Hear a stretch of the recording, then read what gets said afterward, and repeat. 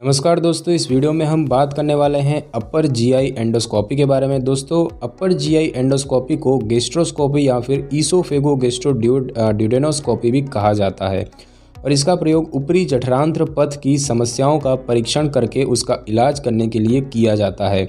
इससे डॉक्टर को मरीज के ऊपरी पाचन पथ में देखने में मदद मिलती है। अपर जीआई ट्रैक्ट में भोजन नली यानी कि ईसोफेगस, पेट और छोटी आंत का पहला भाग ड्यूओडेनम आता है। यह टेस्ट एंडोस्कोप की मदद से किया जाता है, जो कि एक लंबी, पतली और लचीली ट्यूब होती है और जिसके अंतिम सिरे पर एक लाइट और एक कैमरा लगा होता है और इस ट्यूब को मुंह के जरिए भोजन नली, पेट और ड्यूडेनम तक ले जाया जाता है। कैमरा द्वारा ली गई तस्वीरों को स्क्रीन पर तुरंत देखा जा सकता है। तो अपर जीआई एंडोस्कोपी क्यों की जाती है? तो यदि आपके शरीर में कुछ लक्षण दिखाई देते हैं तो डॉक्टर इस टेस्ट को कराने की सलाह दे सकते हैं, जैसे कि छाती में लगातार जलन होना, निगलने में समस्या होना, पेट के ऊपरी भाग या फिर छाती में दर्द होना, लगातार जी मिचलाना, बार बार उल्टी आना, हर समय अपच की समस्या होना, उल्टी में खून आना, गाढ़ा या फिर तार के जैसा मल आना, आरबीसी की संख्या का कम होना यानी कि एनीमिया, या फिर अत्यधिक वजन गिरना यानी कि वजन कम होना।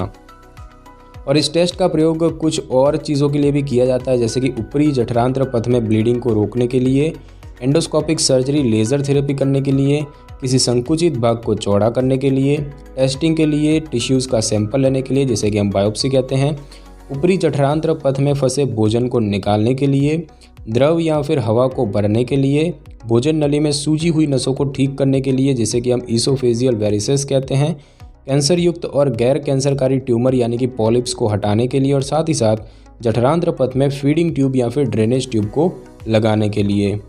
तो अपर जीआई एंडोस्कोपी करने से पहले क्या किया जाता है? तो डॉक्टर आपसे टेस्ट से पहले एक अनुमति फॉर्म भरवाएंगे, जिसके अंदर आप डॉक्टर को यह प्रक्रिया करने की अनुमति देते हैं।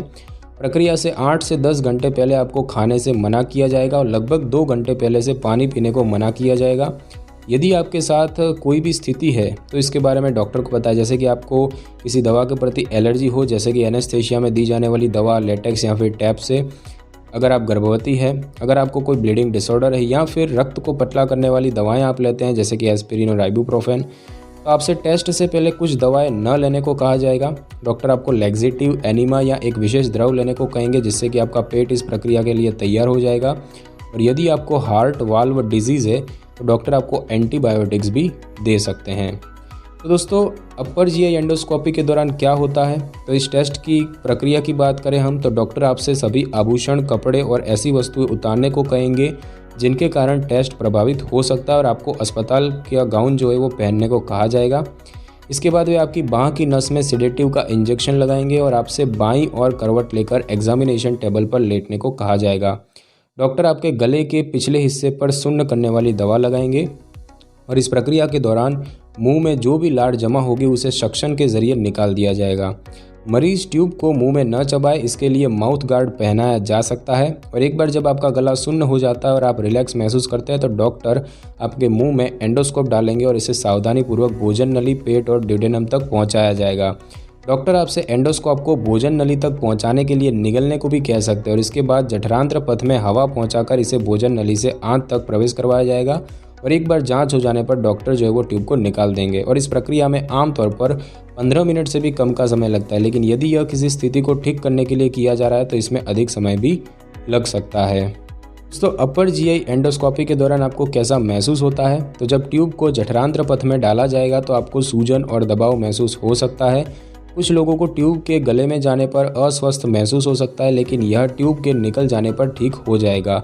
जब आपके पेट में हवा ब्लो की जाएगी तो आपको डकार आ सकती है या फिर पेट फूला हुआ महसूस हो सकता है। दोस्तों, अपर जीआई एंडोस्कोपी के बाद क्या होता है? तो टेस्ट के बाद आपको रिकवरी रूम में भेज दिया जाएगा। आपको कुछ घंटे तक आराम करने को कहा जाएगा, तब तक आपके शरीर में सेडेटिव का असर समाप्त हो जाएगा।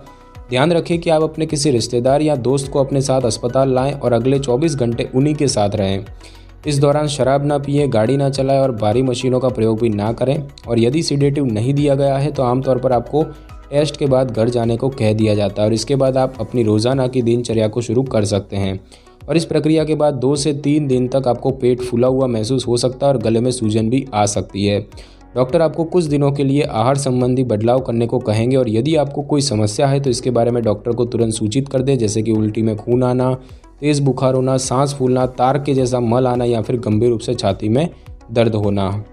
तो अपर जीआई एंडोस्कोपी के साथ कौन और से टेस्ट किए जा सकते हैं, तो इसके साथ डॉक्टर बायोप्सी भी कर सकते हैं। और इसके परिणामों के मतलब की बात की जाए तो अपर जीआई एंडोस्कोपी कुछ स्थितियों का परीक्षण कर सकती है, जैसे कि गैस्ट्रोइसोफेजियल रिफ्लक्स डिसीज़ जो कि पेट के एसिड का भोजन नली में आना, या फिर इसोफेगल वेरिसेस या फिर पेट में छाले या सूजन, सीलिएक रोग एक पाचन संबंधी रोग जिसमें कि ग्लूटेन के प्रति प्रतिक्रिया होने लगती है, साथ ही साथ ऊपरी जठरांत्र पथ का क्रॉन रोग यानी कि लंबे समय से चल रहे सूजन संबंधी रोग, ऊपरी जठरांत्र पथ में कैंसर युक्त और बिना कैंसर वाला ट्यूमर, बर्रेट इसोफेगस यानी कि भोजन नली में असामान्य कोशिकाओं की परत होना, इओसिनोफिलिक इसोफेजाइटिस यानी कि भोजन नली में हुई एलर्जिक संबंधी समस्या, या फिर हाइटल हर्निया जो कि एक स्थिति होती है जिसमें पेट जो है वो छाती से मिल जाता है और हानिकारक रसायनों को लेने के कारण क्षति होना या फिर ब्लॉकेज या संकुचित होना। तो ऐसी स्थिति का परीक्षण करने के लिए अपर जीआई एंडोस्कोपी की जाती है। अगर हम बात करें अपर जीआई एंडोस्कोपी कौन नहीं करवा सकता है, तो दोस्तों कुछ स्थितियां से संबंधित लोग होते हैं उनको ये नहीं किया जा सकता, मतलब इसे करवाने से मना किया जा सकता है, जैसे कि पेट की आंतरिक दीवार में अगर सूजन है जिसे कि पेरिटोनाइटिस कहते हैं, आंत की दीवार में छिद्र हो जाना यानी कि परफोरेटेड बॉल, आंत में सूजन और आंत का गंभीर रूप से फूलना यानी कि टॉक्सिक मेगाकोलन, रक्तस्राव संबंधी विकार, या फिर पेट में कई सारी रक्त वाहिकाओं का इकट्ठा हो जाना जिसे कि हम एन्यूरिज्म ऑफ एब्डोमिनल एओर्टा कहते हैं, और साथ ही साथ सफ़ेद रक्त वाहिकाओं के एक प्रकार की संख्या कम हो जाना जिसे कि हम गंभीर न्यूट्रोपेनिया भी कहते हैं। दोस्तों इसके फ़ायदे और नुकसान की बात की जाए तो अपर जीआई एंडोस्कोपी एक सुरक्षित प्रक्रिया है। इसमें ऊपरी जठरांत्र की स्थितियों के परीक्षण के साथ साथ उनका इलाज भी किया जा सकता है।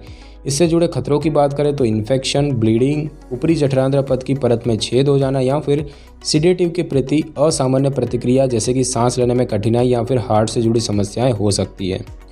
तो दोस्तों इस वीडियो में बस इतना ही।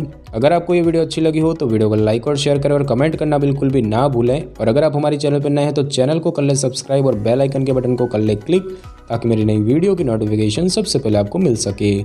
Thanks for your time.